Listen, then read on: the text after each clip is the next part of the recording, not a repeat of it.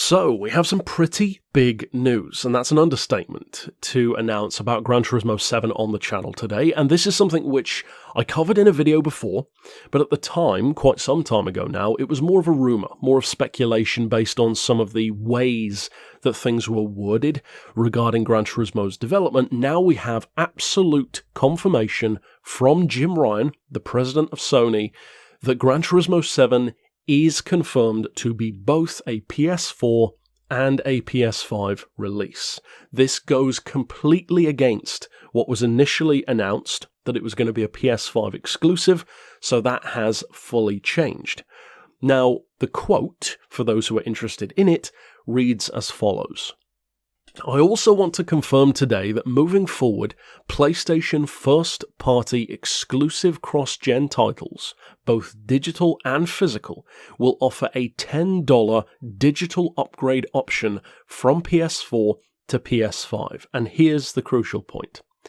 This will apply to the next God of War and Gran Turismo 7 and any other exclusive cross-gen PS4 and PS5 title published by Sony. So there we have it, absolute confirmation from the top down that Gran Turismo 7 is coming to PS4 as well, and the incidental part of the quote, which many of you won't care about so much, but it is important, is that the reason why he made this statement is actually more about the $10 thing.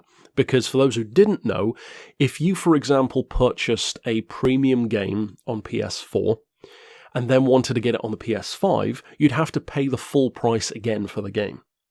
A lot of people were in uproar about that, so they've actually changed it. So now it's just a $10 upgrade for the digital version, as he just said. So incidentally, that's better news as well. Now, I actually have mixed thoughts on this, and I've talked about that before. For me, there is one primary upside, which I really am looking forward to regarding this, and there's one major concern that I have.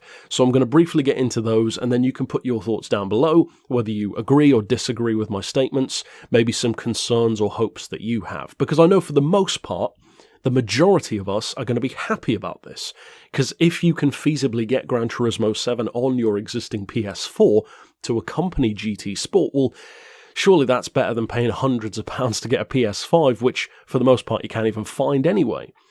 Well, that is the great point, because to me this is a fantastic opportunity to bring potentially a lot more players to GT7 than there would have been if it were a PS5 exclusive, because so many more people have a PS4 that it logically follows of those existing Gran Turismo fans, the vast majority, I would wager, are going to get it on PS4 if it's available on PS4, which now is the case. So I think this, from a business perspective and for the benefit of the fans who can't afford or can't find a PS5, is great news, unequivocally.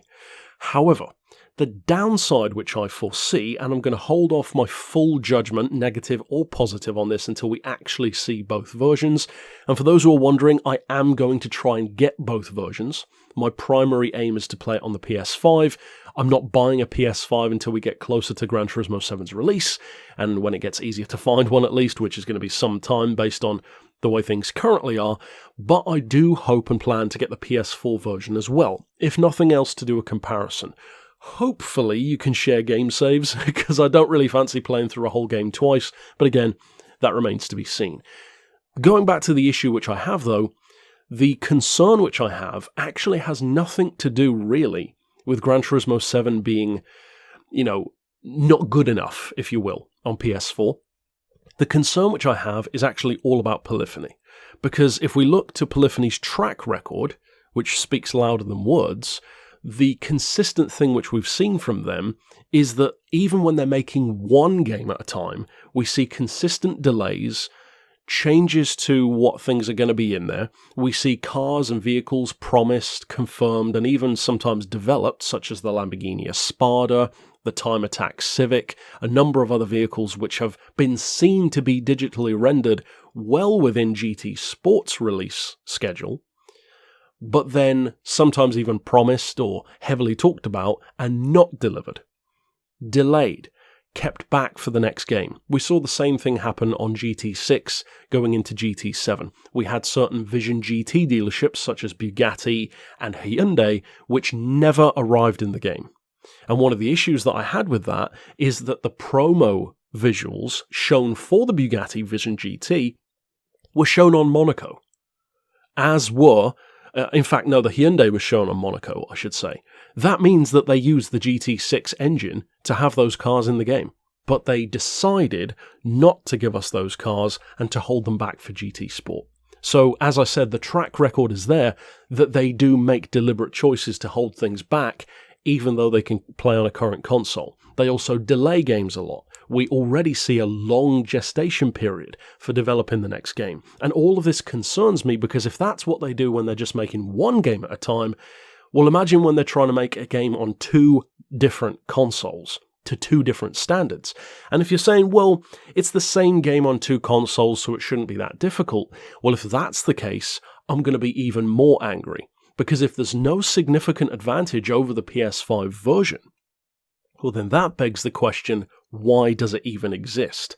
Because if graphics and maybe some sound improvements are the only kind of perhaps processing speed as well, like loading times, if those are the only advantages, I'm sorry, that's not good enough. That does not warrant hundreds and hundreds of pounds on the next console, which people are basically treating like toilet paper was in the start of 2020.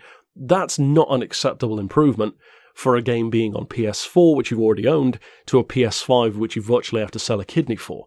Now, that's my stance, and I'm sure there are people who will defend polyphony, because there always are. But tell me your thoughts down below. As I said, overall, when it pertains to this news, are you happy about this news? As I said, I can see both sides of the argument here, and ultimately I will be trying, as I said, to cover it on both consoles. So that's it for this news. Of course, stick around on the channel for more, and this is, if nothing else, probably the single most significant piece of absolute confirmation that we've had for GT7 so far. But, as I said, that's it for this vid. Stick around for more on the channel, and until next time, I'll see you then. And for now, as always, thanks for watching.